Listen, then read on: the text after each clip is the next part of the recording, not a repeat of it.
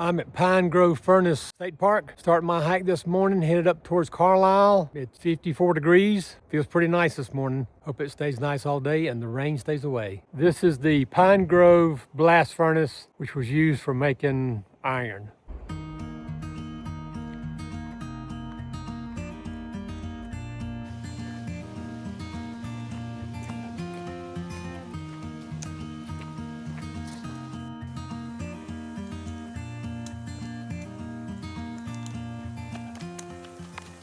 It is a beautiful 51 degrees this morning, and every now and then we feel that 20-mile-an-hour wind.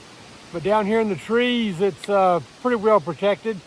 Thank goodness the rain from yesterday stopped. The leaves have begun to change. A lot of yellows, a few oranges. I haven't seen any reds yet, but it's beautiful out here this morning.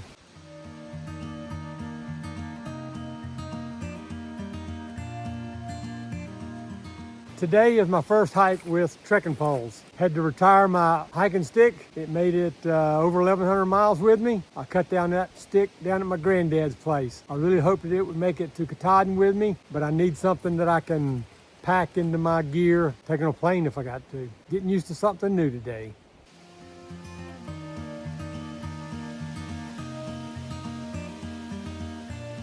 I'm not sure if this is remnants of an old still or a vent hole from a mine, but there is a similar one on the other side of the trail.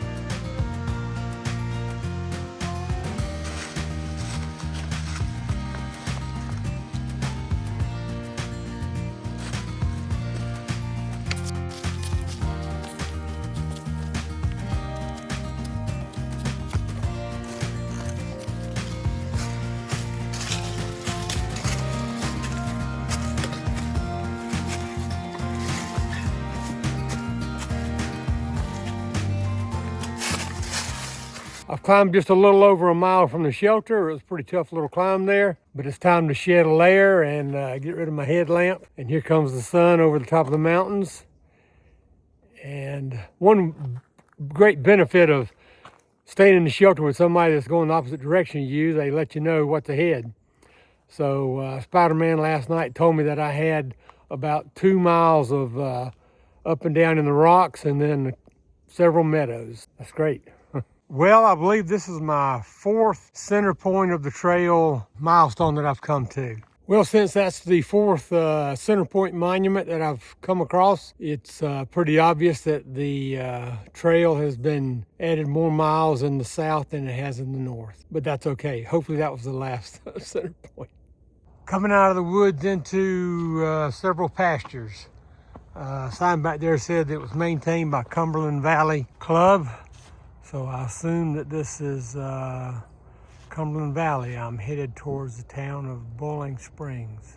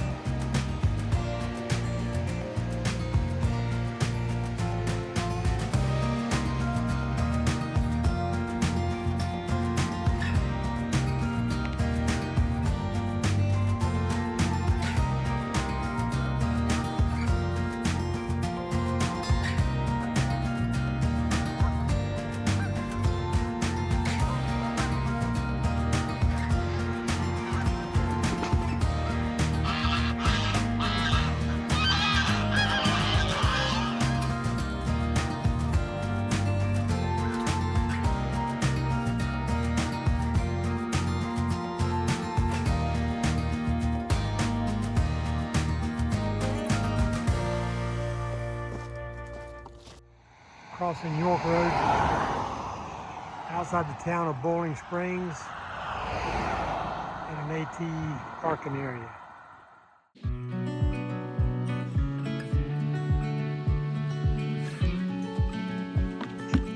Enjoying going by these sections of the trail that are along the pastures and fields. The sign back there said that they keep farming these to maintain the historical value of what was here for centuries. There's no signage here, but looks like an old stone home. That looks like a chimney base right there. Again, I find myself close to a firing range that I hope downrange is in the opposite direction of these woods over here.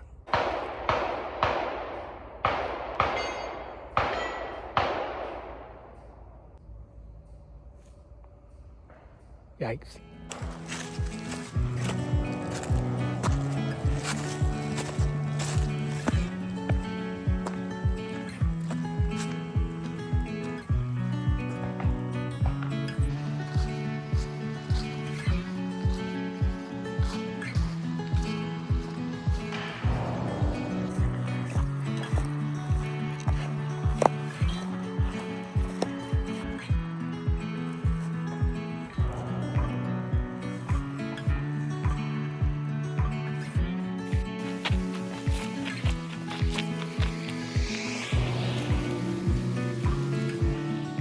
Now this is a place that OA would have truly felt at home, right here in the cornfield. He probably could have looked at his corn and said, it's still a little bit too moist. It'll never last as feed if we pick it now, so let it dry out a little bit more.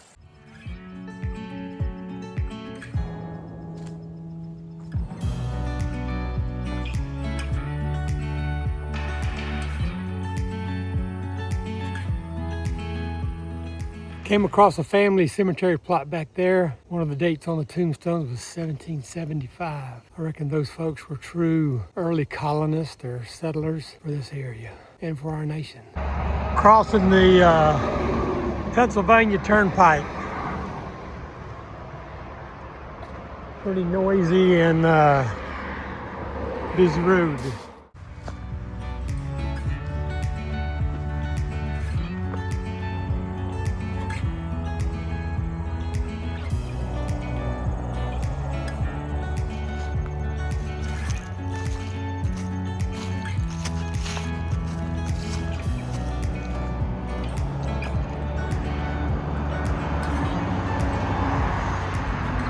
This is US Route 11 going into Carlisle. I'm about to cross over Interstate 81. I crossed under 81 back at Daleville. I believe that was about a third of the way on the trail.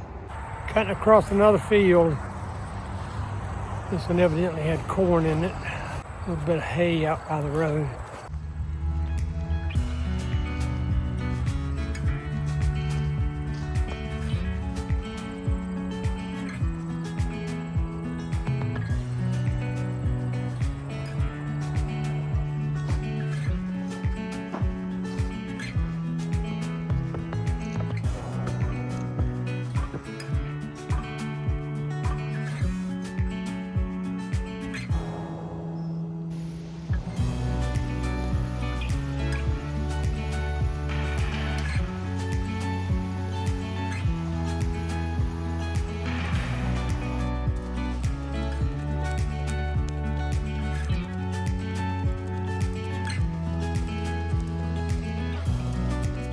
I ran into a local back there and they said that this was the Conneaudoguinet River. Beautiful, pretty shallow.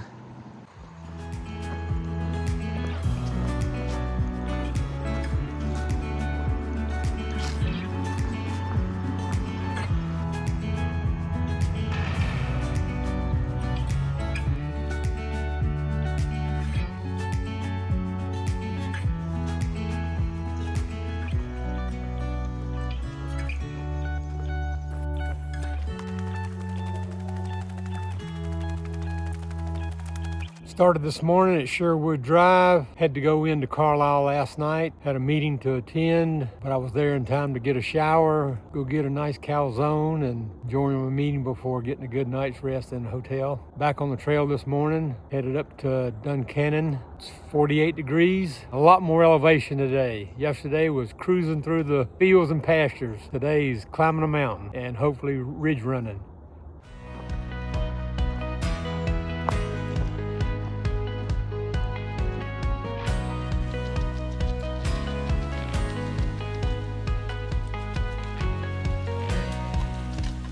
My shuttle driver, Michael, who's also a ATC trail maintainer, said that section I hiked through yesterday had 16 road crossings in 14 miles. Now, I wasn't counting, but it was a lot. Today's gonna be a little bit less populated. It's dropped down to 44 this morning already, and the sun is now starting to peek over the top of the mountaintops. Looking forward to a fantastic day of hiking. I lost one of my cotton gloves yesterday. Held on to the other one. I got plenty of matches at home. All I've got is my cycling gloves this morning, and wish I had them now that it's gotten a little bit cooler.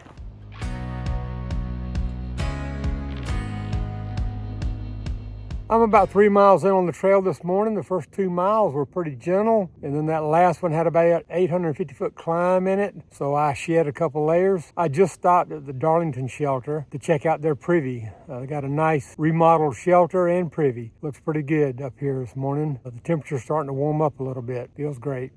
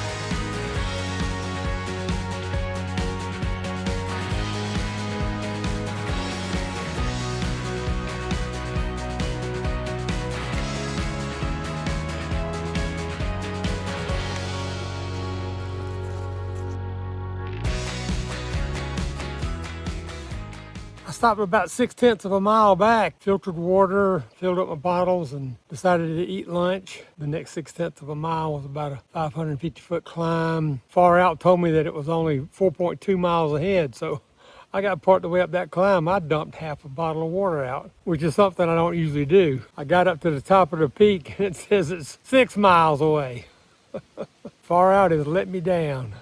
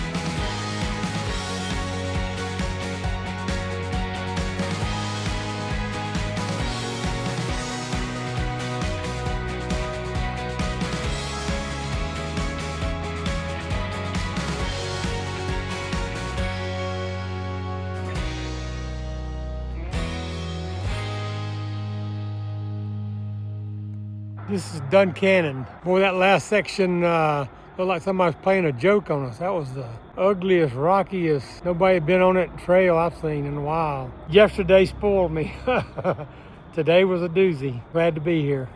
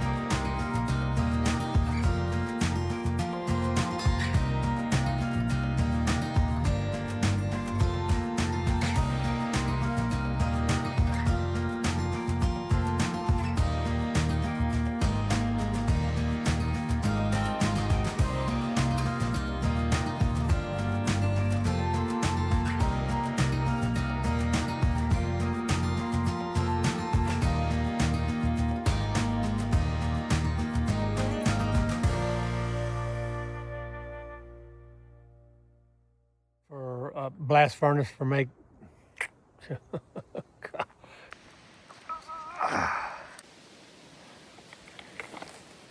miles off. Golly. Trekking poles.